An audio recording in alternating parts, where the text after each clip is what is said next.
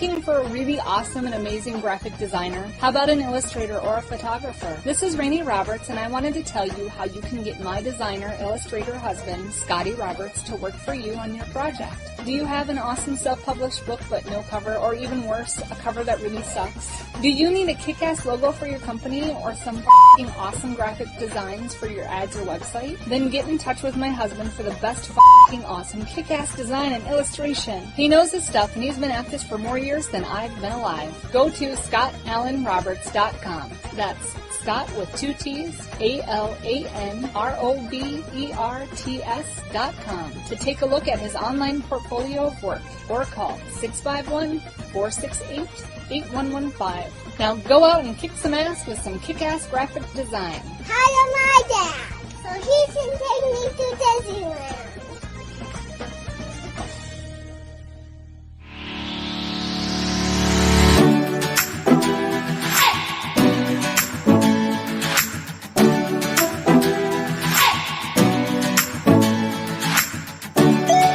You're listening to the Intrepid radio program with Scotty Roberts. Intelligent Talk.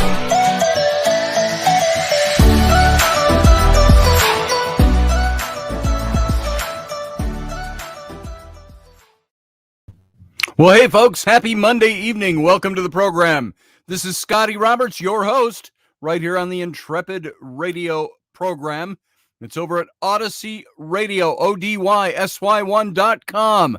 Come on over and see all the goodness that's Odyssey Radio. And check out all the times where you can see this show over there throughout the schedule broadcast day. And for those of you who are here, you already know you're at my YouTube channel. But those of you catching this show elsewhere or later on in archive, you know that this is my YouTube channel. You can come and visit and see all the archived shows here from day one, all the way back at youtube.com/Mr. Scotty Roberts. So I want to thank you all for being here tonight. Thanks for coming in. Thanks for giving me your time to come in. You know, if that sounds like I've memorized that by rote, I kind of have. I say the same thing every night, and I still screw it up from day to day. So I'm lucky I got through that tonight without a major Joe Biden slip-up. So I want to thank you for coming in. I want to say, hey, you guys, Field Guy, good to see you. As always, over there in the chat room, we got Matt Finn. Master Finn is here. Good evening, crew. The tomb is one of the cornerstones. Oops, I got to look at it over here in the other window because it's kind of blotted out over there. There it is. This tomb is one of the cornerstones I build my confirmation on. Needless to say, it's a special one to me. Hope you enjoy the topic as much as I do. I hope everyone enjoys this topic too, because this to me is, you know, somebody will say, well, that's only one little bit of archaeology. It's just one little thing. And we don't really know for sure that it's Jesus' tomb. And there certainly have been lots of critics of the Talpiat Tomb theory, which is what we're going to talk about. If you don't know what that is, keep listening. We'll explain as we go. And of course, there's been critics of it, and there's been those that have debunked it as being the Jesus family tomb. We may hit some of that if we get that far with it tonight. So we'll see what's going on as we get there. But yes, Matt Finn, I have always found the Talpiat Tomb issue to be fascinating from an historical point of view, a statistical point of view. Of course, people don't like Simcha Jacobovici either. He's the one who is working with James Cameron on this documentary when they made it a few years ago. And they don't like him either. He's the citizen of Israel. He's an archaeologist. He's a writer. He's an entertainer at the same time. But he is a very fun, fast-witted, kind of comic in his delivery sometimes, man that will go, and he does a lot of biblical research. And he had a show called The Naked Archaeologist back, man, that had to come on about 20 years ago now that I think about it. But it doesn't seem that unrecent in my memory. But good stuff going on with this documentary, and I'm going to get into some of that tonight. Steve Clark, how you doing, brother? And I'm glad you're here. Doug Stack is here. Hello, peeps, he says. Good to have you in here again tonight. Elderberry is here. Good to see you. My wake-up call on Sundays. Good to have you here, brother. Brianna Learman. Good to see you. Yay, gold star for Scotty. Says Brianna. I'm not sure why. I don't see anything in the chat room that says why. But there you go. Thank you, Bree. Actually, I use 2 gold stars. I use them instead of pasties. So thank you for that gift of gold stars. I appreciate it. Let's see. Doug Stack, Learman of Bree on Okay. I'm not sure what that means, Doug. So I love our chat room, folks. If you're watching and you're not in the chat room, you should come into the chat room really and participate. I think you'd have a good time here. Yeah, I got my intro correct, Brianna. That's right. Yeah, there's the gold star. And so anyway, yeah, there it is. So thank you. And I shouldn't surprise too many of you that I get the intro correct. I'm just amazed some days that there are days I get the intro correct when my brain is absolute mush when I start the show.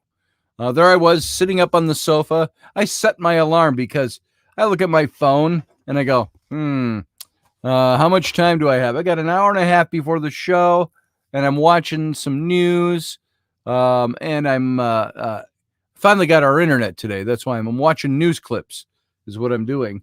And I'm watching and I'm feeling a little drowsy. And I thought, wow, yeah, it's been a long day. I might just nod off here. Better set my alarm because Elderberry just isn't always here. So I can't always count on him to call me at the right time. So I set my alarm. It went off 10 minutes before the show started. And, of course, Rainey walked in from scout meetings just before that. And I'm watching the news. I'm already awake. The alarm had already gone off. And it was about 7 minutes to 9, and I hadn't stood up yet to come down here to the computer. And she comes up behind me, and she reaches around my head like this. And she goes, "Are you awake?" I was like, "Yes, I'm awake." So Steve Clark only nibbles. That's good to know. Michelle Canham-Free is here in the chat room. Welcome, Michelle. Field Guy doesn't even have an intro. We got to work on an intro for you, brother. And Steph bites, but she's not here to defend herself. That's true. I don't think she'd defend that. I think she'd just agree with you, Matt. So there you go.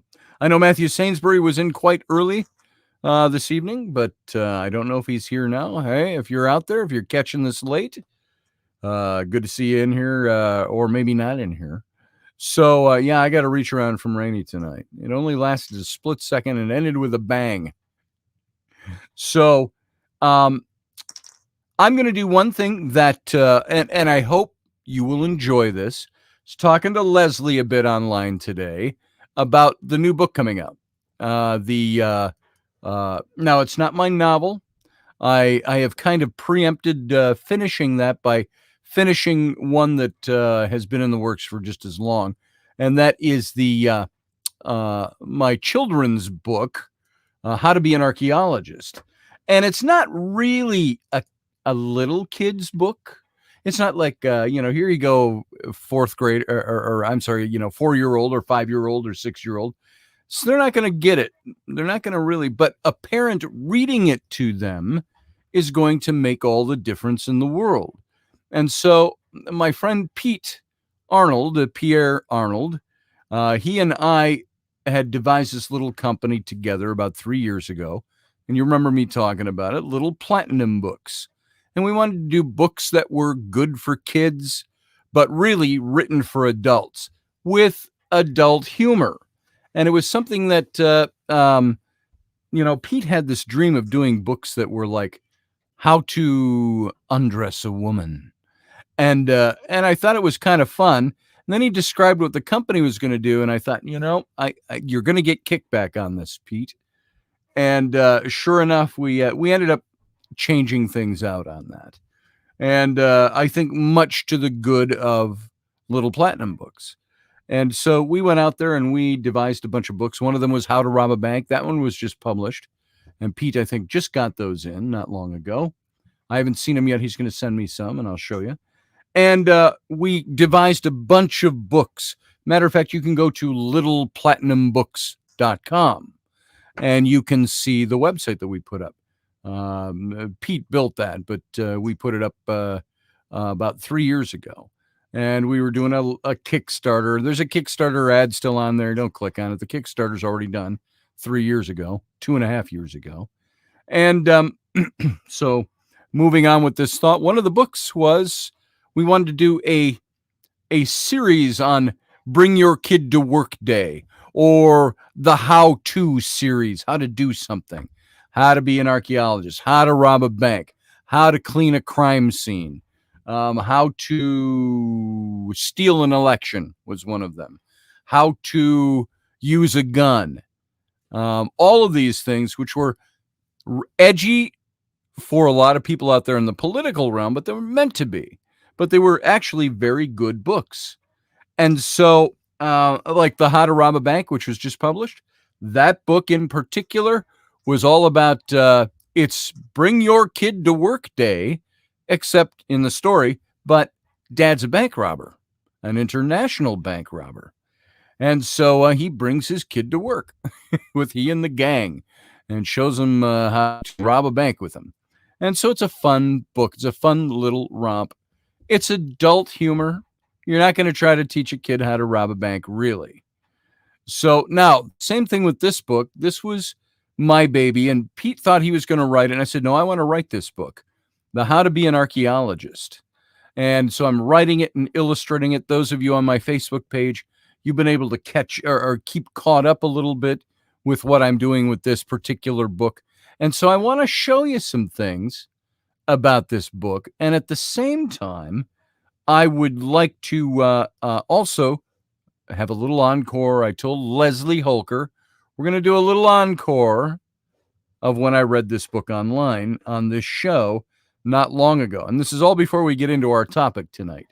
So it can take about 10, 15 minutes at the most to read this book. But let me show you some of the pictures. Some of these you've seen. And this is my opportunity to present to you the book that I'm working on finishing right now. I got to show you something right here.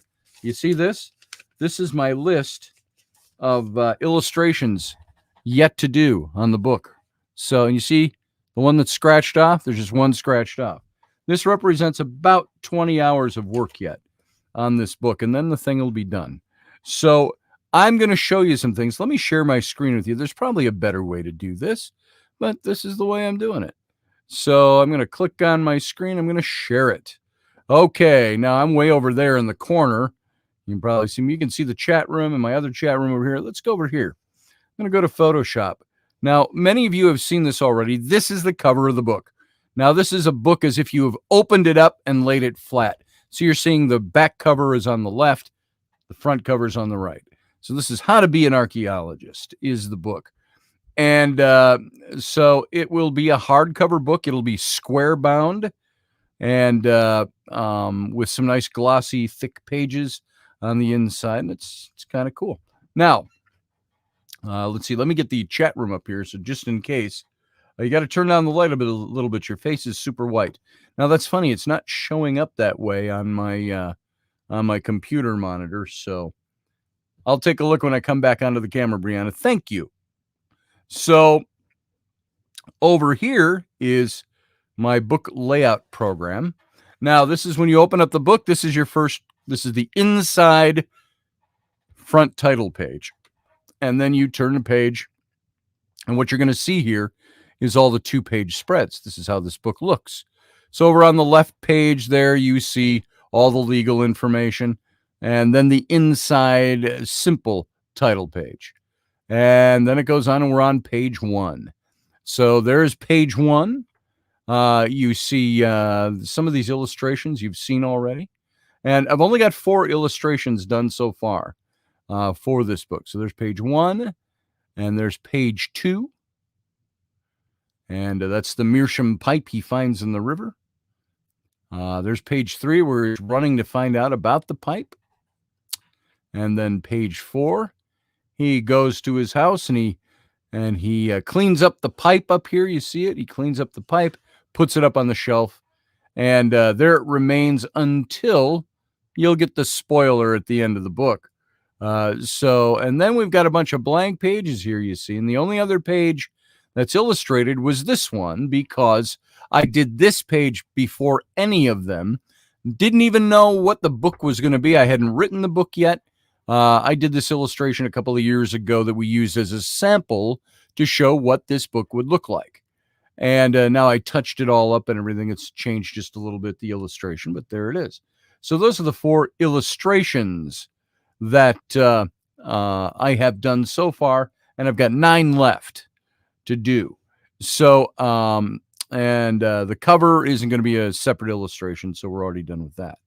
So there you go. That is the book. So what I might do here, I can start reading this I can read right off of this, and I'll just keep this on as long as I get through the first few pages, and then we'll stop sharing the page. Nah, we'll just leave it here. This is the beginning of the book. This is where he finds the pipe, this young boy. And this story takes him all the way through to when he's an adult, about 30 to 35 years later. Let me stop sharing my screen, if I can stop making that do that. Boom, there we go. All right, those of you who hear this just audibly will not have the advantage of seeing the screen and seeing some of that stuff. So, hey, there's Leslie Holker right there. Leslie, I told you I was going to do a little encore of reading How to Be an Archaeologist tonight. So, guys, gird up, buckle up, and be prepared for this. I am going to read this book to you. Now, I wrote this book. It's not, some might say it's a poem. It's not really poetry. It's rhyming prose. It's text. And thank you, Leslie. She's been looking forward to it all day. Glad you have. So here we go. And it's a bit, it has been, it's gone through some of its final edits. And let me just see if there's one edit. I want to make sure it was in here. Let's see. Yeah, I did not put the final edit on that page in there. So I'm just going to do this so it reads without me going, oh, and I edited that. There it is. And a new stem. There it is. Okay, let me do this. I'm fumbling a little on the radio, and it's right. There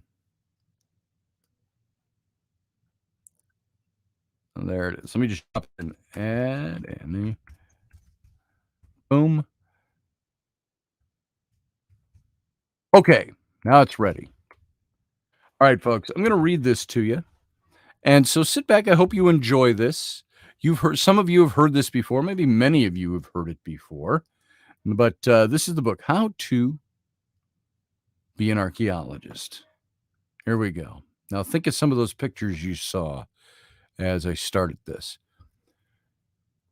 You had no idea you were just out to play, waiting in the shallows of the river that day, when your bare toes dislodged it, broke it loose from the clay, a pipe carved in meerschaum, 100 years in the cray. Someone had lost it or tossed it away off the bridge in your town that spanned River Cray. The pipe sank to the bottom, and for the next 100 or so years lay quietly waiting for you to appear. The pipe's stem was broken, the bowl caked with muck. The hand-carved face was intact. What luck! A man with a bicorn hung low over his brow. A man with a bicorn hung over his brow, looked you straight in the eyes, and implored you somehow to take the first step on a path that would lead to the rest of your life and your life work's creed. With your riverbed find tucked deep in your pocket, it was up to the town you sped like a rocket, where there on the corner of High Street and Crockett was a curious old shop where the keeper's old docket could surely tell all of that pipe in your pocket. Sure enough, it was old and much older than old. It was ancient, antique, and bore history untold. The face on the bowl was of Admiral Lord Nelson, whose defeat of the fleet of Napoleon had won him great honor and glory, and a statue on a column, and even his face on a pipe carved in meerschaum. So much to be learned, so much history uncovered, from an old ancient pipe that you found underwater. And what of the artist who took time to create it? For whom, what were his reasons, and why did he not date it? For whom was it made? Why was it important? Could these questions be answered, or would they remain ever dormant? Carefully, delicately, you clean off the tarnish, add a new stem and a light coat of varnish. Up on your bookshelf, you set up a display where it will stand and remain until that one day when the right time arrives to light it and smoke it. Only you will know when, and you will not postpone it. Soon middle school came, then high school too. Homecoming was fun and football was cool. Phi Beta Kappa and the activities of college took a distinctive back seat to exploration and knowledge. You wanted to know things. You wanted the answers. You needed your bachelor's degree to advance your academic, educational, scholarly compliances in history, anthropology, geography, and the sciences. Even mathematics and literature were stepping stone reliances that would ready you, steady you, and give you the tools to pursue your life's goal. You must follow the rules. Your home away from home was the library on campus. It was there that you researched and studied your ass off. Sure, you had good times with your mates, drank plenty of beer. You had to do something that helped you to steer people away from thinking you overly freaky. Being so focused could make you seem rather geeky, not to mention your studious pallor, so creepy. But you were, after all, following the steps of Lou Leakey. You all know who Louis Leakey was, right? Anthropologist, archaeologist, so yeah. Archaeology isn't just digging in the dirt. It's not always about treasure, adventure, or curse. It's the study of people and their material remains. Hell, it even goes back to prehistory days. Sometimes it's in writing or carvings or inscriptions on temples and shrines and graves of distinction. But sometimes you find it only in pieces of pottery, papyrus, clay fragments, or feces. Everything tells the story of our past. But you need to be ready with the knowledge you've massed. Knowing stuff in your head is only the beginning. There's other stuff too, and you've only just finished the very first inning. Now that you've nailed your BA to the wall, it's time to get serious. Set your mind to the long haul.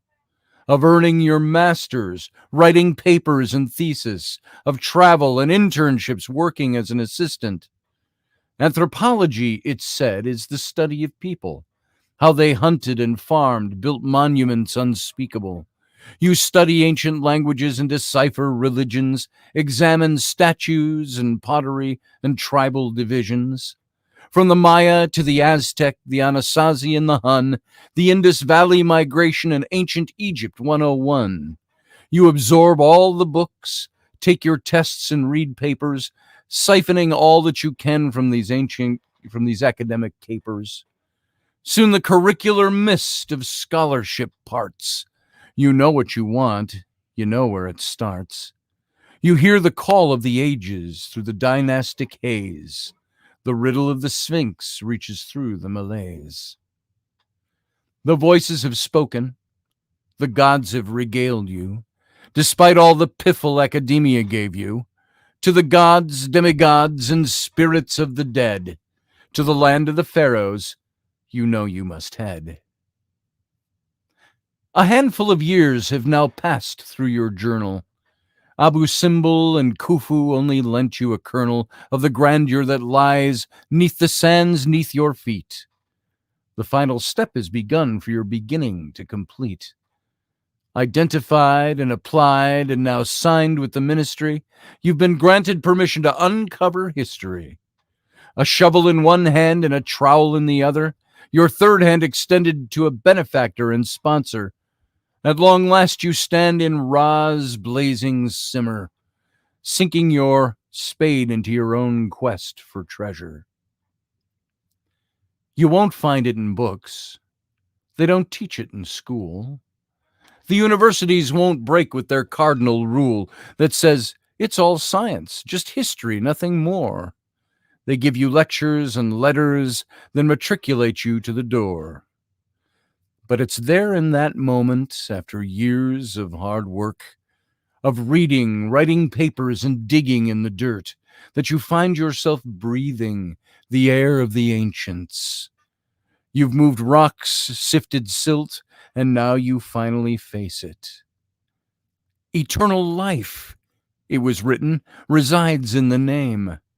Remembrance and utterance is the name of that game. So you drop to your knees, assuaging your fears, and for the very first time in thousands of years, you gaze into eyes that shed only stone tears.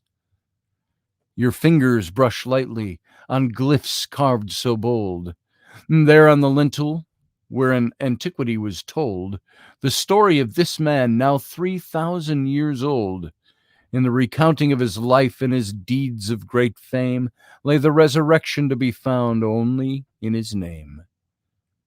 His face to your face, your words to his ears, you speak out his name not uttered in years, and the statue before you breaks free of its bonds, reconnecting with life in the light of the gods. When the din of discovery has settled and flown, you return to your cottage on the river back home. There's so much more work, so much more to uncover. You know you'll be restless till you return in November. For the next 6 months, it's all about writing. You must catalog your season and publish your findings. On your way to your study, you get a glimpse in the mirror. The ruddy young lad you no longer see there. The man reflected is a sun-leathered tan, whose temples are flecked with the color of sand. It is time, you say to the glass with a smile. Lord Nelson's been waiting for a very long while. Boom. How to Be an Archaeologist. There it is, folks. That's the book. That's how it will sound. That's how it reads. And I hope you enjoyed that encore presentation. When the book is finally published and it's in my hands, we'll do it again and we'll show the pictures as we read it. So there you go, folks. All right, guys. Thanks for allowing me to do that. Well, I didn't have to ask permission, but your staying here will gauge whether or not you were happy with that. So thanks for listening. Thanks for being here to that. And now we're going to jump into our topic for tonight. But first, what I'm going to do, I'm just going to play a little ad. We'll do Sunday's ad, and that will there it is. Let's play this and let's take about a 30-second break. We'll be right back. No, I don't have to pee. I'm just going to sit here and watch it with you. So hang on. We'll be right back.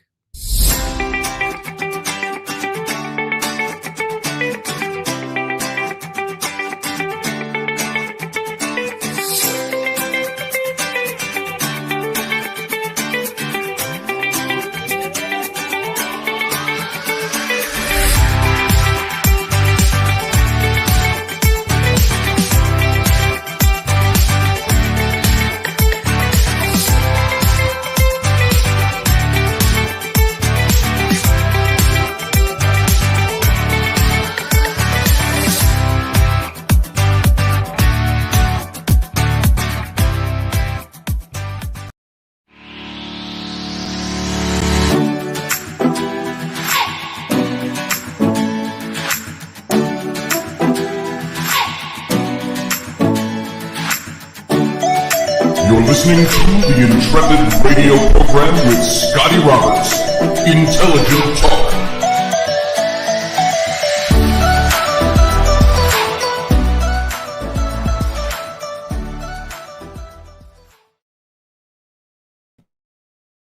All right, gang, welcome. Scotty Roberts, you're listening to my show, the Intrepid radio program, right here on the Odyssey Radio Network, or you're listening to the simulcast, watching the simulcast over on my YouTube channel. That's youtube.com/Mr. Scotty Roberts, or go over to Odyssey Radio to hear all the audio archives he's playing right now. And that's over at ODYSY1.com.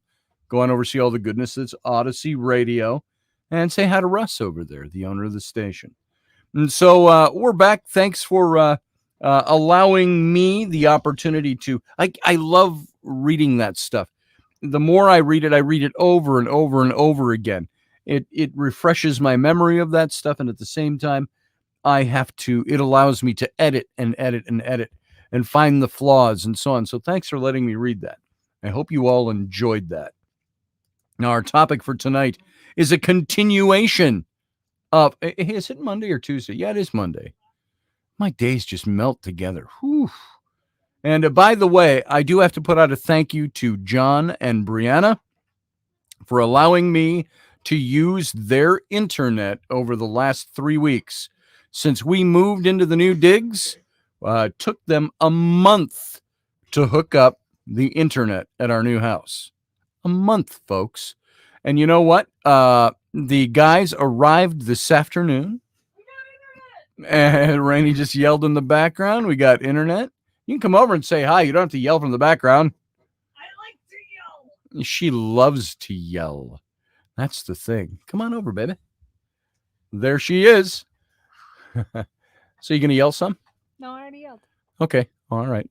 There's my beautiful, lovely wife. I'm pretty. Rainey, yeah. You're like a delicate flower. Hi, everybody. So, but yes, it was very good to get our internet today. Yes. After waiting for, we moved out of our old house on Labor Day, Monday the 6th, and it is now October 4th, and they finally got us in. Now, you might think, well, what do you live in New York City, downtown? You're in one of the boroughs? Before you go too far, we knew that we were supposed to be able to move into this place on the 29th. Yep. But still weren't able to get us internet. Yeah. Until October 4th. Yep. And so, and I mean, oh, sorry, I got your head off the top there. Yeah. And so the 4th was the soonest they could do for us. I'm squatting. I see that. She's squatting. She's like right, like in the saddle there, right there. So anyway, so they came in today. You know how long it took them to hook up our internet? They walked in with a box. They walked over to where the old one was plugged in, and they plugged in the box, and they went outside and they jiggered something on the wire. 2 minutes, they were done. All done. I said, that's all it was? I said, we had to wait a month for that? I can't squat this long. I'm done. Okay, night, stand everybody. up. Stand up. Good night. Good night. I'm taking Stand up the to your kids full bed. height. Okay, get those kids to bed. There she is. All right. Yeah. Good Good night. night. Good night. Good night. Good night. I love you. Bye. All right, folks. So we have our own internet. And as I was saying, it was John and Bree that let me use their little tablet with their Verizon wireless on it so we could get wireless. Our phones have a mobile plan, hotspot, but it was like, it would cost, I used it when I was in Louisiana for about a week. And it cost me $70 about every third show I did. I had to recharge the thing up. They wouldn't just sell you a plan that was limitless. So there you go. So we've got, so I want to thank you for John and Brianna for letting us use your mobile internet to run this show and other things. So there you go. Bing, bang, boom. Dave Potter says, hey, Scotty, still think we should do how to deal with assholes story of a proctologist. Dave, you write it. I'll illustrate it. All right. So let's get into this now. The Tapiat Tomb. Now, this is going to take probably a couple of nights to cover all the facts about this thing. But the Tapiat Tomb, if you don't know what it is, and Matt Finn is he can throw some things in here. I keep seeing my screen skip. Are you guys getting any skips over there in the broadcast? This is the new internet. So this will be interesting to see how this internet treats this show. It looks like 8 equal less than on Scotty's head. I don't know what that means, Doug. Oh, yeah, I do. And you know what? That's because that thing is really bright. Now, Rainey, turn on the overhead lights. So now that's adding even more light to the mix. Let's see if I can adjust my lighting here. So hold on. No, it's my other light. Oh, look at that. See, that's way too dark. I can't do that. There it is.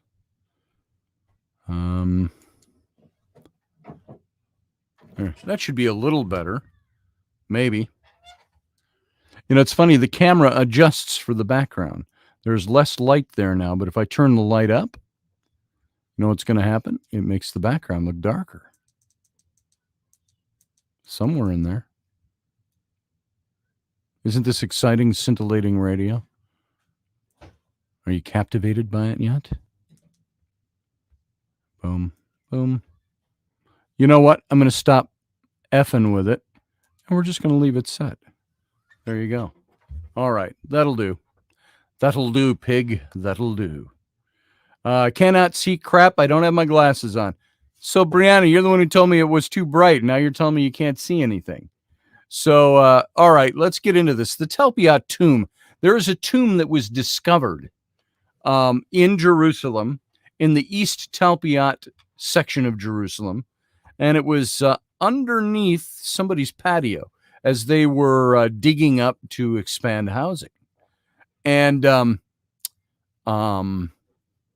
got some information on the Talpiot here.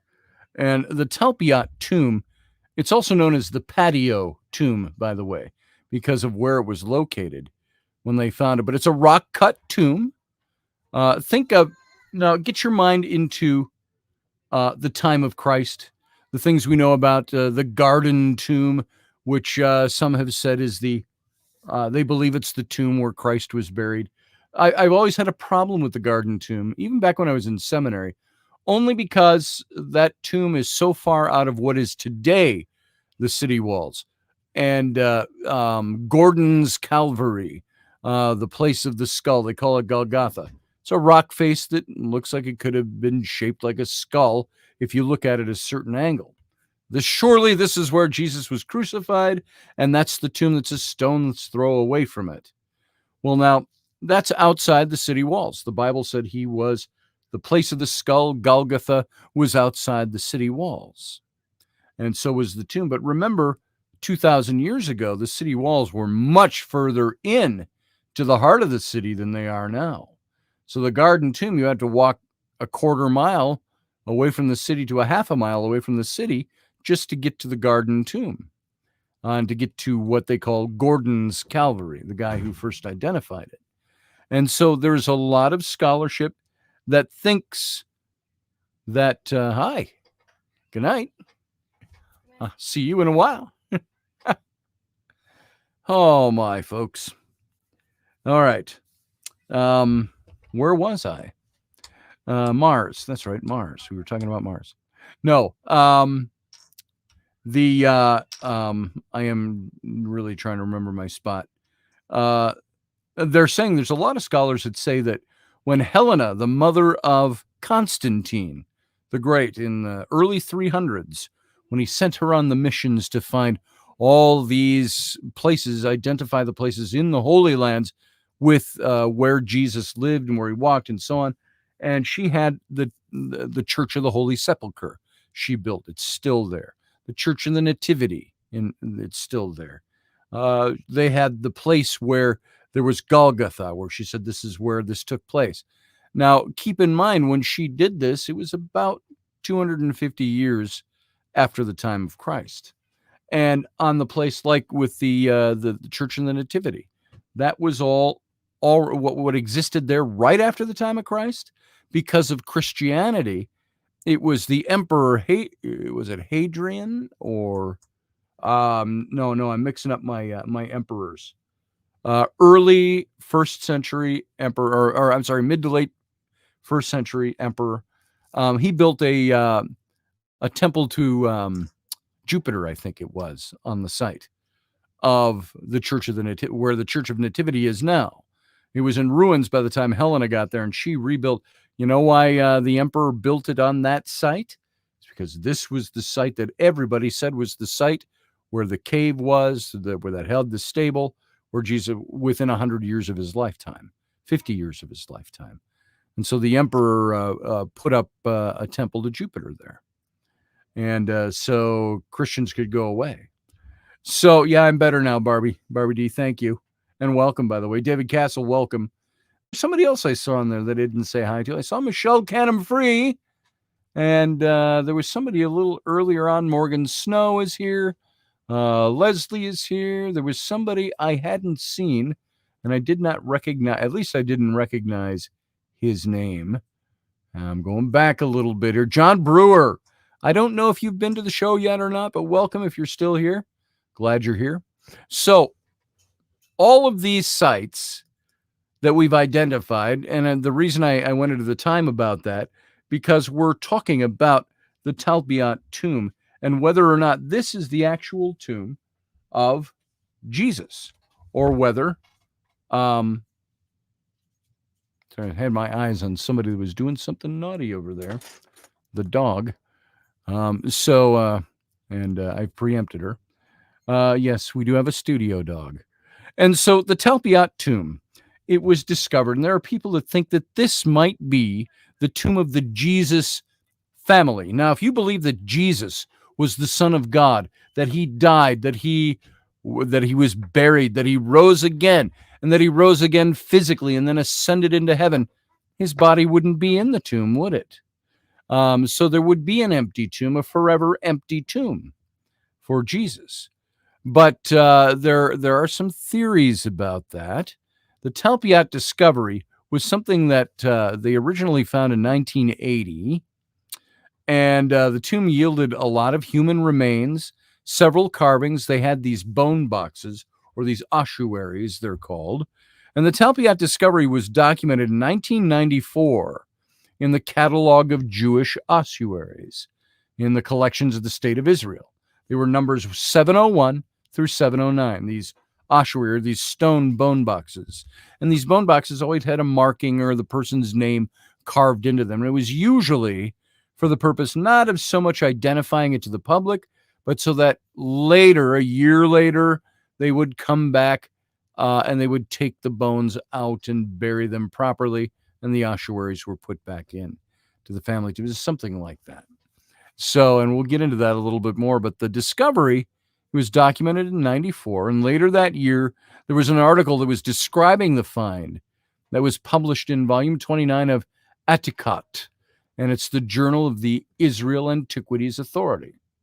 And a controversial documentary film, The Lost Tomb of Jesus, was produced in 2007 by director none other than James Cameron.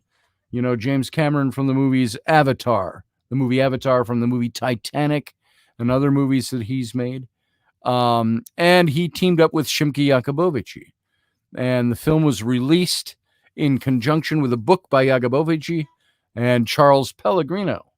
And it was called The Jesus Family Tomb.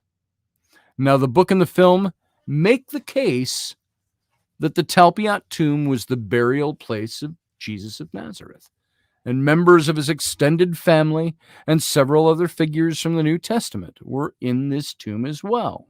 And by inference, that Jesus had not risen from the dead of the New as the New Testament describes. And this conclusion is rejected by the overwhelming majority of archaeologists, theologians, linguists, and biblical scholars for various reasons. Not all because they think Jesus actually rose from the dead.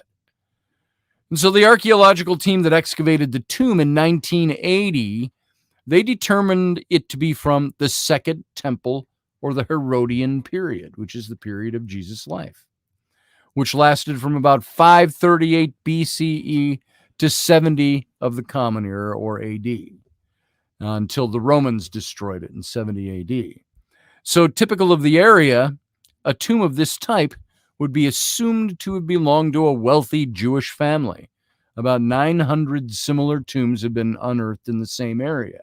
Now, do you remember in the Bible story, who was the guy who gave his tomb up for Jesus to use? Do you remember? Because there's lots of legends behind his name now, too. He was a Pharisee. He was part of the ruling religious class of Israel at that time. And it was, hey, Chad Sanders, how you doing, brother? Good to see you. It's been a while. Nice to have you in here. It was none other than Joseph of Arimathea. Now, he gave his family tomb for Jesus to be buried. And according to the story in the scripture. And of course, Joseph of Arimathea is the one who supposedly much later, many years later, took the offspring of Jesus and Mary of Magdalene, took her to France and then to Great Britain. And he was the one who supposedly planted the holly tree over on the hilltop in what is now Edinburgh, Scotland. And that tree was just there. Somebody vandalized it a few years ago. Just for no reason, somebody chainsawed off all the branches. I don't know how they got away with that, but they did. And and it's still alive. But that's on the hill opposite. I think it's where Stirling Castle is in Edinburgh.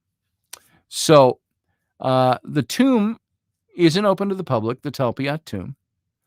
There was a construction of the apartment buildings. They were completed 2 years later in 1982. And the children of Tova Bracha, a local resident, managed to get the tomb inside and to play inside. And Bracha notified the authorities, who sealed the entrance for safety reasons. And the children found some discarded Jewish religious texts that had been placed in the tomb, which was being used as a geniza. Geniza is a storage area in a Jewish synagogue or a cemetery designated for the temporary storage of worn-out Hebrew language books, papers, religious topics prior to the proper cemetery burial. So the tomb isn't open to the public. It's located in a courtyard on Dov Gruner Street in Jerusalem. It's down a flight of stairs at the corner of Oli Hagardam, and I'm reading these names, Hagardam and Avashalom Haviv Streets. Where do you live? Why, I'm just on the corner over there. You know, the corner of Oli Hagadaram and Avasham Haviv Street? So it was reported in 2005 by Jacobovici, Simcha. And so without permission from the Antiquities Authority, during the filming of the documentary, The Lost Tomb of Jesus, and resealed by officials shortly thereafter in 2008. Ruth Gatt, the widow of the archaeologist who supervised the original excavation, claimed that her husband kept the discovery a secret until the mid-1990s because he feared a wave of anti-Semitism would ensue if the tomb's existence was made public. However, such claims have been rejected by scholars who pointed out that Yashaf Gatt died well before the inscriptions in the tomb were deciphered and translated, and in any case, he lacked the experience to read the inscriptions. Now, the tomb is carved out from the solid limestone bedrock, and within are 6 kochim, or burial shafts, and the 2 acrosolia, or the arched shelves where the bodies could be laid. You think of catacombs, where the bodies could be laid out for entombment. And the ossuaries, the stone boxes, the bone boxes, were found within the shafts. And 10 limestone ossuaries were found inside this tomb. So this obviously isn't just the tomb of Jesus, like the Garden Tomb. Would this be a tomb that was given to him by Joseph of Arimathea? Don't know. It could be an inconsistency with the story right there anyway, as it's recorded in Scripture. But 10 limestone ossuaries were found, with 6 of them bearing epigraphs, although only 4 of them were recognized such as such in the field of archaeology. The archaeological team determined that the ossuaries to be of little note. They delivered them to the Rockefeller Museum for analysis and storage. And so according to Jacobovici, Cameron and religious studies professor James Tabor. Now, you can go and look up James Tabor, Tabor, and he'll talk about his experience with the Jesus tomb. One of the unmarked ossuaries later disappeared when it was stored in a courtyard outside the museum. And that's the way they did it. You think, why'd they leave that thing outside? You can go to Egypt. You can go to some of these old temples that are 3,000 years old, and you'll find that they've just outdoors. They've got all these ruined pieces and things that are all laid out in rows. It's like a exterior museum. And it's the stuff they don't know what it is, and they just lay it out. It's part of the ruins. And they say that it disappeared, and this claim was criticized by both Josias, who was a former curator of the museum, and Cloner. And each of the 10 ossuaries, they contained human remains said to be in an advanced state of deterioration by Amos Cloner. And the tomb may have been generational. Multi-generational. That's my eyes. Multi-generational, with several generations of bones stored in each ossuary. But no record was kept of their contents, even though there were deteriorated human remains in them. And no analysis appears to have been done to determine how many individuals were represented by the bones that were found there. And so in addition, 3 skulls were found on the floor of the tomb below the 0.5 meter fill layer. And the crushed bones were found in the fill up on the arascolia. And so the scattering of these bones below the fill indicated that the tomb had been disturbed in antiquity, and later silt, it's like river silt, the fill, the dust, the dirt filled in on top of it. And because the bones were found underneath the fill, they're saying these bones are at least 2,000 years old. And so the scattering of the bones below the fill indicate that the tomb had been disturbed in antiquity, and all the bones were eventually turned over to religious authorities for burial. And now this chevron is on the outside. If you look at the graphic for tonight's show on my YouTube page, you'll see the chevron. That's think of a private's stripe on Marine Corps or Army. You see the upside down V shape. That's a chevron. And so there was a chevron, but it was above the tomb. And a circle pattern is right below that. And it's visible above the entrance of the tomb. And the BBC first aired their documentary on the Talpiat Tomb in 1996 as part of its Heart of the Matter news magazine. And at that time, Amos Cloner, and the first archaeologist to examine the site, said the claims of a connection to Jesus didn't hold up archaeologically, adding, they just want to get the money for it, and others were similarly skeptical. Now, there was a symposium that took place on this. It was called the Princeton Symposium, and it was held back in 2008, so 13 years ago.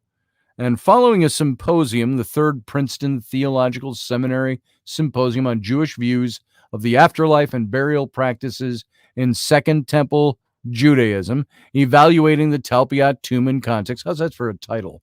Hey, what symposium are you going to this weekend? Well, it's called the Third Princeton Theological Seminary Symposium on Jewish Views in the Afterlife and Burial Practices in Second Temple Judaism, evaluating the Tapiat Tomb in context. Where are you going this Saturday? So it was held in Jerusalem in January of 2008, and the media interest in the Talpiat Tomb was reignited, most notably in Time magazine and on CNN, devoting extensive coverage, hailing the case as being reopened. In particular, Simcha Jacobovici is reported to have issued statements to the press saying that the symposium has reopened the case and that he felt totally vindicated because they were doing that. And Jacobovici has denied making any such press release. Now, and so you see, even things like the press releases are in conflict. By the way, if you want to see more about who Simcha Jacobovici is, just go over to YouTube or look it up online. Look up The Naked Archaeology. The Naked Archaeologist. The Naked Archaeologist. And you'll find Simcha Jacobovici. I think if you go to probably YouTube, and there's probably other places that carry the show. And it sounds like an old show, but really it's archaeology of things that are 2,000 years old. Simcha looks a little older now, but almost the same. But so they're still the shows are very contextual. And you might want to catch those. They're really good. They were half-hour shows. So it was during the symposium, this Princeton Symposium, that Ruth Gott, while accepting a posthumous award for her husband Joseph Gaff, or Yashov Gaff, announced, "My husband, the lead archaeologist of the East Talpiot Tomb in southern Jerusalem, believed that the tomb he excavated in 1980 was indeed the tomb of Jesus of Nazareth and his family." However, scholars in the seminary underlined that Yashov Gath had died well before the inscriptions of the tomb were deciphered and translated, and therefore he couldn't have known any of the alleged connection to the tomb of Jesus of Nazareth. So Amos Kloner, who had worked with Gath in the tomb, also denied that he had ever said anything like that and accused Jacobovici of influencing Mrs. Gath's opinion. So following the media's portrayal, scholars presented a symposium. At the symposium, scholars who presented at the symposium accused Simcha Jacobovici and James Cameron of misleading the media in claiming the symposium reopened their theory as viable. And several scholars, including significantly all of the archaeologists and epographers who had delivered papers at the symposium, issued an open letter of complaint claiming misrepresentation, saying that Jacobovici and Cameron's claims of support from the symposium are nothing further from the truth, quote unquote. And also that the majority of scholars in attendance, including all of the archaeologists and epographers who presented papers relating to the tomb, either reject the identification of the Tapiat Tomb as belonging to Jesus' family or find his claims highly speculative, and that the probability of the Talpiat Tomb belonging to Jesus' family is virtually nil. Now, Josias, senior curator of archaeology and anthropology for the Israel Antiquities Authority in 72 to 97, cited a leaked memo issued from James Tabor before the symposium as proof of outside intervention by Simcha and Tabor in order to distort the agenda and skew the proceedings in a way that was favorable to their preconceived plan. Giza Vermes, a major and well-respected... Now, you notice, by the way, we haven't even gotten to the archaeological data or the anthropological data or the statistical data. So far, we're just talking about the presentation of it being Jesus' tomb and all the arguing and bickering and you're an ass and you're an ass and all of this that went back and forth. So Giza Vermes, he's a major and well-respected scholar on the historical Jesus, issued a statement saying that the evidence so far advanced falls far short of proving that the Talpiat Tomb is or even could be the tomb of the family of Jesus of Nazareth. The identification of the ossuary of Mary Magdalene, that was one of the names on one of the ossuaries, Mary Magdalene, with that of Mary Magdalene of the Gospels, has no support whatever and is without it, the case just totally collapses. So the conference, primarily devoted to the problem of afterlife in Second Temple Judaism, was useful in airing the latest views on the ancient Jewish burial practices and modern science. And apart from a handful of participants, the large majority of the assembled scholars at the Princeton conference, the Princeton Symposium, assembled scholars consider the theory that the Talpiot ossuaries contain the remains of Jesus of Nazareth and his family as unlikely after the conference as it had been before. Now, they were already sure of it before. It's telling you that when you come to issues like this, no matter what the truth of the matter is, you are going to have fighting because somebody has a vested interest in their theory about something. And so they believed this before, and they also said, see, we believe the same thing now afterward.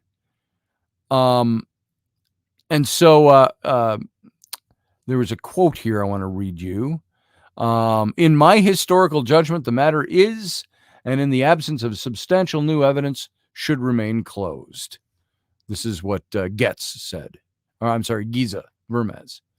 And so the Princeton Theological Seminary issued a letter following the controversy and reiterated concerns that, quote, the press following the symposium gave almost the exact opposite impression of the symposium, stating instead that the conference proceedings gave credence to the identification of the Talpiat Tomb with a putative family tomb of Jesus of Nazareth.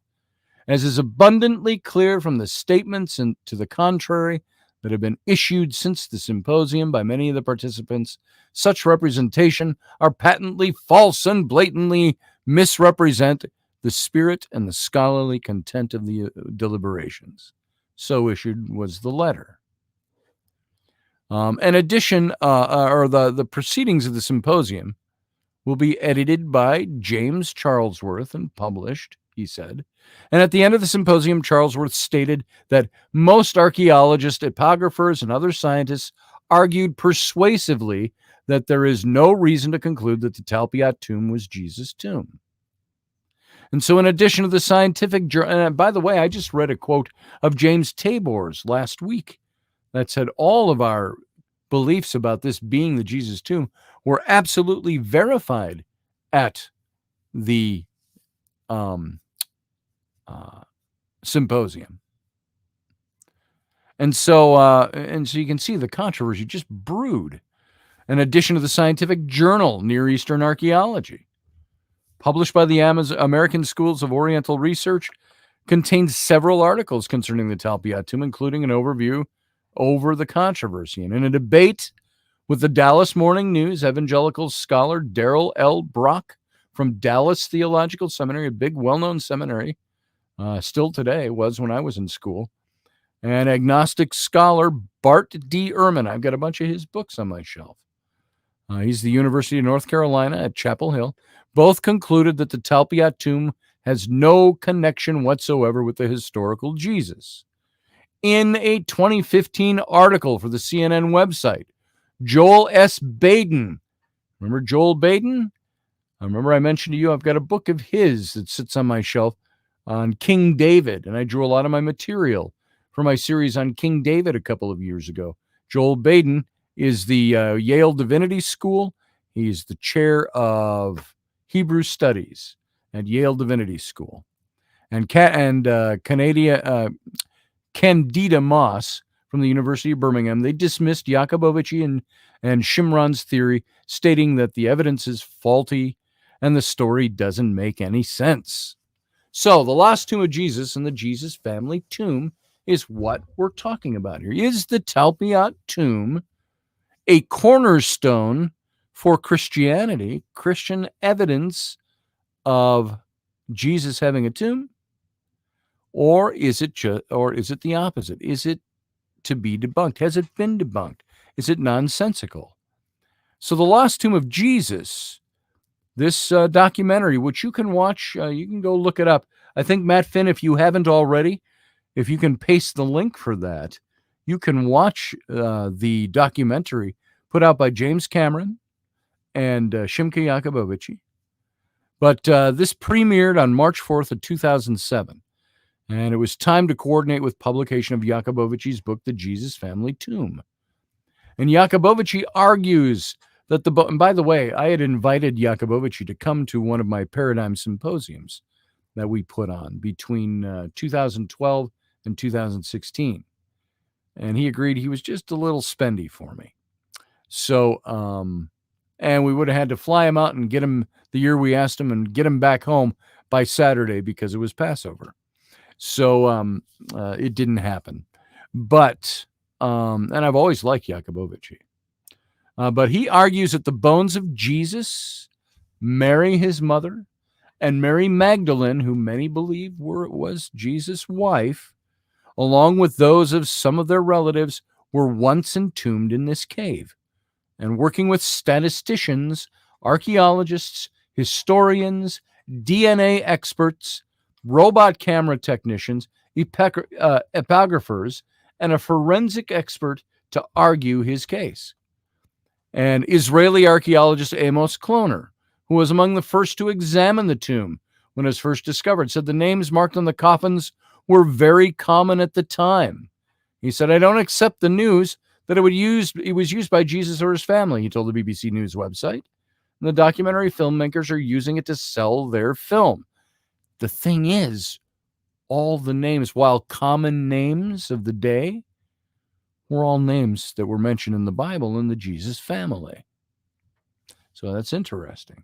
In 2010, Tabor and Jacobovici examined, although without fully excavating, the previously unexcavated first-century Jewish tomb next to the alleged Jesus family tomb. And Tabor indicated that they would be released at a press conference in November of 2011 and in a forthcoming book. And so then there was statistical analysis that was done. And I see we're already at 10:10. We might have to save the bulk of this for tomorrow because there's a lot of information here. Let me see what I can get through yet tonight. If you'll bear with me for a few minutes, we'll go a little over time. The statistical analysis. There was a central question as regarded the probability that a tomb might contain the specific groups of names as the Talpiat Tomb. You were talking about not just a name, a group of names. Experts such as Richard Bockham and David Mavora and Amos Kloner, they have asserted the commonness of archaeological inscriptions bearing the name Jesus or Yeshua, Joshua, in ancient Hebrew. Paul Mayer, professor of ancient history at Western Michigan University, he noted that there were at least 21 Yeshuas or Jesuses famous enough to be included in the histories of Josephus. And for their part, the filmmakers present a statistical study conducted by, Jesus' common name is John in ancient Israel. For their part, the filmmakers presented this statistical study conducted by Andy Feuerberger. There you go. He's a professor of statistics and mathematics at the University of Toronto, which concluded that whilst the names are not uncommon, the conservative odds that such a grouping of names as these would be found together in any one tomb around are depending on variables from 600 to 1 all the way down to 1 million to 1 in favor of its being authentic as the Jesus family tomb. The grouping of names all put together, even though they're not uncommon, that grouping of names to all be found in one place, in one tomb, is statistically off the charts. So to be authentic. So later in 2013, the same statistician concluded that the possibility of the Tapiat Tomb, Tomb 1, belonging to a family with some connection to the New Testament, is one that should be seriously considered. And he stated as follows. This is a quote from him, from Andy Feuerberger. The author is of the opinion that based on the currently available data, it is at least a possibility, and one that should be considered seriously, that Tomb 1 is that of a family related to the New Testament. This statement, not more, but also not less, stands as the author's own conclusion to the work presented here. We must leave it to others who may be interested to add any discussions about the relevance of statistical ideas in assessing data of this nature. That was what he wrote about it. And Feuerberger's his assessment was based on several assumptions. One, that the Maria on one of the ossuaries is the mother of Jesus, found on another box. Two, that Mariamne is the same as Mary Magdalene or the wife of Jesus. Number three, that the Joseph inscribed as the nickname Yossi is Jesus' brother. Now, Yeshua, Yashaf, Joseph in the Hebrew language, Yoshe was one of the names found on one of the ossuaries. But Yoshe is also known to be, or it looks like Josie or Jose in the English language or Spanish. It's the same. It's a shortened version of Joseph. That was one of the names on there. And they said, if this is indeed Joseph, the son of Joseph, that's Jesus' brother. And so support for these assumptions comes according to the documentary from these following claims. 1, Mariamne is the Greek form of Maria. And according to Francois Bavon, the name describes Maria or Mary Magdalene in the Acts of Philip, one of the Gospels that was not included in the New Testament, though this is speculation. Number 2, Mary Magdalene is believed to have spoken and preached in Greek. Number 3, Jose or Yoshe was the nickname used for Jesus' little brother. Means like little Joe almost is kind of what it translates to an idiom. The Talpiat Tomb is the only place where ossuaries have ever been found with the names Mariamne and Yossi. And even though, or Yosha, I keep saying Yossi because of the way it's spelled, Mariamne and Yoshe, it's the only place where those two names, though the root forms of the name were very popular and thousands of ossuaries have been unearthed. It's the only tomb where the two appear together. Further information regarding the methodology was published in the Annals of the Applied Statistics. And according to geologist Araya Shimron, the tomb could be authentic and linked to the James ossuary, which was big in the news as well. James, the brother of Yeshua. And is what the inscription was on that ossuary. And he believes that the tomb is the tomb of the family of Jesus. Jesus, Mary Magdalene, and their son Yehudah. However, Professor Amos Kloner also oversaw the archaeological work at Tapiat Tomb. He disagrees. According to, you see how this goes, this ping pong ball just keeps going back and forth. According to Professor Kloner, the James ossuary could not have come from the Talpiat Tomb because the so-called missing ossuary of the Talpiat Tomb had no inscription and was of different dimensions. So they say. Now, on February 25th of 2007, Feuerwerger conducted a statistical calculation on the name cluster as part of the lost tomb of Jesus. He concluded that the odds are at least 600 to 1 that the combination of names appeared in the tomb by chance. 600 to 1. The methodology of this study has been submitted to a journal, but in the meantime, a summary can be found at the Discovery Channel and the documentary websites, and a more detailed explanation of the statistical approach can be also found on Feuerwerger's website, Feuerwerger's, and as well as in a recent interview given to Scientific American. And so the frequency distribution for names prevalent during the period of time during which ossuary burials took place was inferred by studying two key sources. One was Romani's Catalog of Jewish Ossuaries in the collections of the State of Israel, and the other was Tel Ilan's Lexicon of Jewish Names in Late Antiquities. And according to Professor Feuerwerger, I say it different every time. Maybe it's Feuerwerger, or Feuerwerger is what it looks like. The goal of the statistical analysis is to assess the probability level of a null hypothesis. A null hypothesis can be thought of here as asserting that this cluster of names arose purely by chance under random sampling from the onomasticon, and the alternative hypothesis is the opposite of this. In some sense, it's not in the purview of statistics to conclude whether or not this tomb is that of the New Testament family. That's the criticism you get. So Feuerwerger multiplied the instances that each name appeared during the tomb's time period with the instances of every other name. He initially found Jesus, son of Joseph. That was the inscription on the one ossuary, Yeshua bar Yashaf. Jesus, the son of Joseph, appeared once out of 190 times. Mariamne appeared once out of 160 times, and so on. So Jesus, the son of Joseph, appeared 1 out of 90 times. That's 53%. Mariamne, 1 out of 160, that's 62%. Yosa, or Yeshua, or Yosha, 1 out of 20, that's 5%.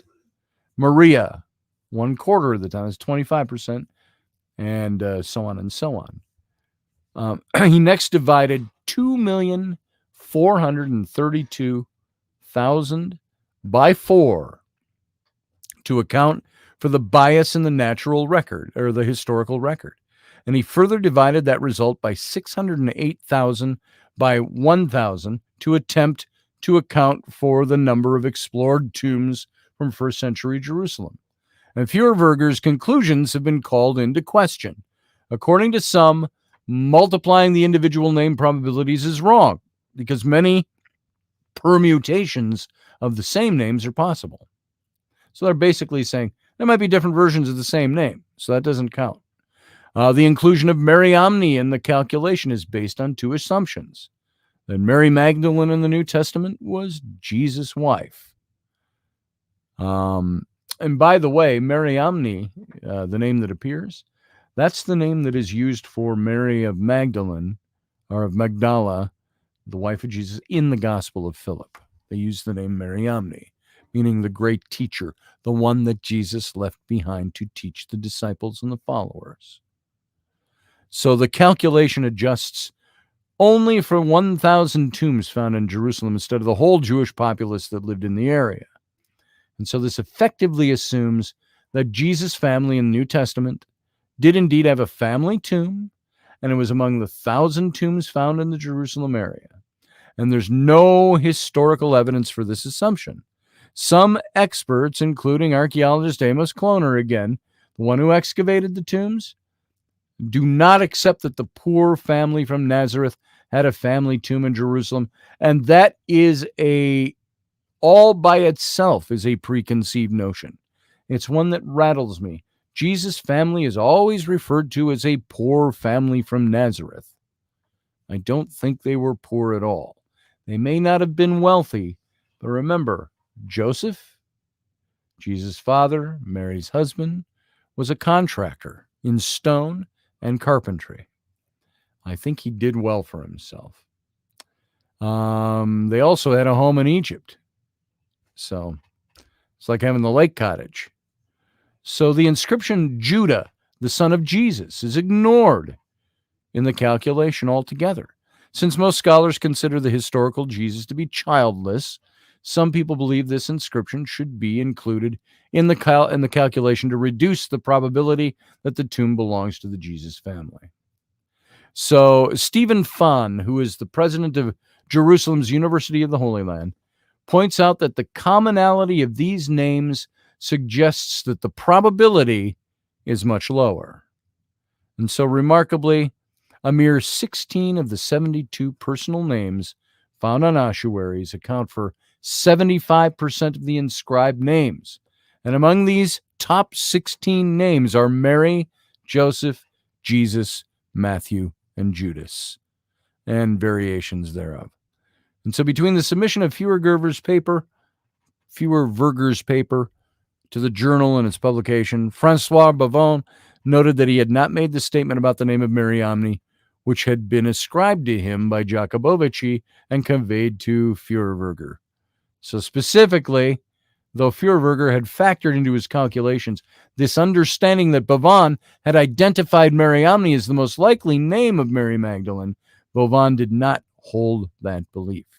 So Feuerwerger noted in his report, his rejoinder to the comments, that this false understanding so perturbed his calculation that, quote, "This means that we cannot, on the basis of our RR procedure, say that the Talpiat Tomb find is statistically significant in any meaningful way," end quote. So, Richard Buckham, the professor of New Testament studies and Bishop Wardrop professor of St. Andrews, compiled the following data to show just how common the names of these ossuaries are. And I was going to put together a graphic to show you these, so I'm just going to read some of these off. out of a total number of 2,625 males, there are the figures for the 10 most popular names among Judean Jews. And the first figure is the total number of the occurrences from the number with 2,625 is the total for all the names. You could calculate percentages, while the second is the number of occurrences specifically on the ossuaries. And you have these, out of these names, you have these 10. Simeon or Simon, Joseph, Eliezer, Judah, John or Johanan, Jesus, Hananiah, Jonathan, Matthew, and Menon or Menahem.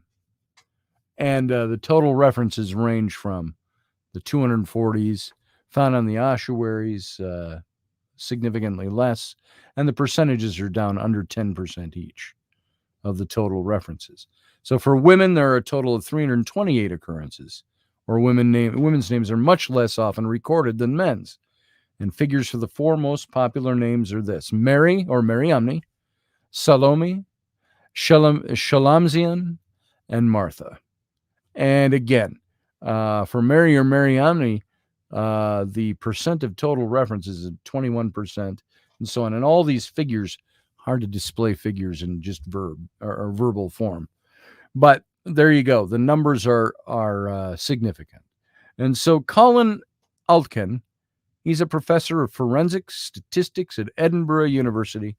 He stated that the study is based on a number of assumptions, and that even if we accept the assumptions, 600 to 1 is certainly not the odds in favor of this tomb being Jesus' tomb. Meaning that even if it were true that to find this cluster of names is very unlikely, it does not follow that therefore this is probably the tomb of the family of Jesus. One does not have to necessarily equate to the other. And Peter Lemp, a professor of New Testament studies at the University of Heidelberg and working in archaeology, pointed out that in the 120s and 130s of the Common Era, in the port town of Moazah on the southern end of the Dead Sea, one Jewish household comprised the following names: Jesus, Simon, Mariamne, Jacobus, Judah, and this was the papyri from the papyri Babbatha from 128 of the Common Era. And these people had nothing to do with the New Testament or the Talpiat Tomb. And according to the rationale of the filmmakers, these people should not have existed at all. So that's the first little bit on the Talpiat Tomb. And we've got more to talk about. I've even got the book that I want to also make some reference to tomorrow night. And so that's all we're really going to look at tonight. We're 25 minutes over. And I'm glad for those of you that stuck it out.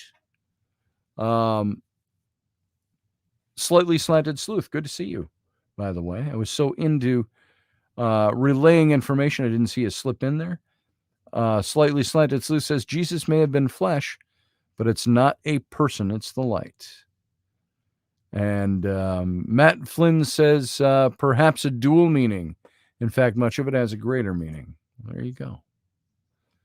And Morgan Snow believes this also. Our bodies are vessels to be on this planet. And I think there's a lot of comments here that are worth looking at. I don't think it changes the resurrection at all to me. It just sheds light on what happened in the years soon after. And I would agree with you, Matt Finn, on that. If you're going to believe in the resurrection, you believe in the resurrection by faith, not because there is an empty tomb that you found, especially 2,000 years later. And I agree with you 100% of that.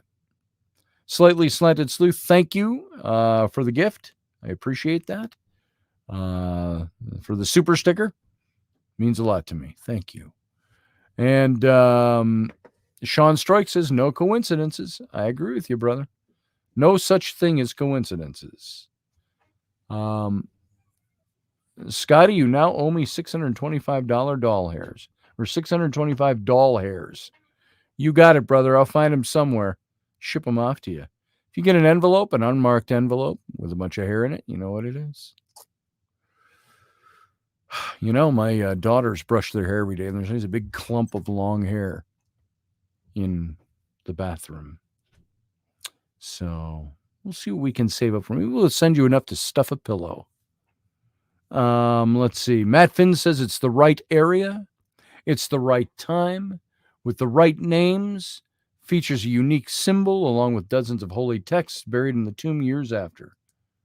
And by the way, I saw something, and we'll mention this tomorrow night, where they're saying, oh, that chevron has absolutely nothing to do with Jesus. So we'll see what people have to say about that. But you see how controversial and nitpicky, it's almost like cat fights that goes on about this kind of stuff because it deals with theology. What is it about Jesus, or perhaps the tomb of Jesus? I would think that you could find the tomb of the Jesus family, and that wouldn't have anything to do with eradicating the possibility, a very real possibility of a resurrection. They never said they discovered the body of Jesus, just the ossuary that said Jesus, the son of Joseph, Yeshua bar Yosef. So it's interesting stuff. I hope you enjoyed this. And we're going to be back tomorrow night. We're going to talk a little bit more about this because, believe it or not, there's more to it than this. It's a mystery that's well worth digging into a little bit more. So, guys, I want to thank you for being here. I want to thank you for giving me your time. I appreciate that more than you can know. And you know what? Live long and prosper.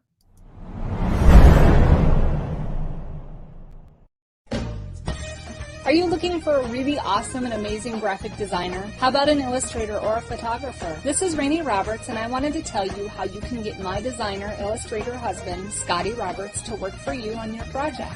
Do you have an awesome self-published book but no cover, or even worse, a cover that really sucks? Do you need a kick-ass logo for your company or some f***ing awesome graphic designs for your ads or website? Then get in touch with my husband for the best f***ing awesome kick-ass design and illustration. He knows his stuff, and he's been at this for more years than I've been alive. Go to ScottAllenRoberts.com. That's Scott with 2 T's, ALANROBERTS.com to take a look at his online portfolio of work, or call 651-468-8115. Now go out and kick some ass with some kick-ass graphic design. Hire my dad so he can take me to Disneyland.